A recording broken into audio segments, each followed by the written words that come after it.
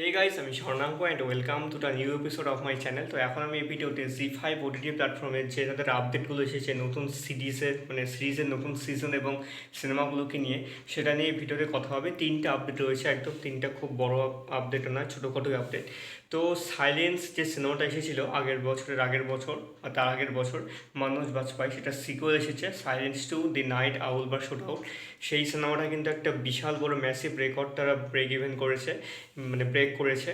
সেটা 300 million views, মানে 300 million watch, যে minutes 300 million minutes watch time জি5-এ একটা রেকর্ড ব্রেকিং ভিউজ তারা তৈরি করেছে। এটা কিন্তু একটা দারুণ। তো এর থেকে মনে হচ্ছে সাইলেন্স 3 হয়তো আসতেও পারে। এটা প্রথম আপডেট। দ্বিতীয় আপডেট হচ্ছে জি5-এর অরিজিনাল সিরিজ, একটা পপুলার সিরিজ হয়েছিল সেই সময়, দি ব্রোকেন নিউজ।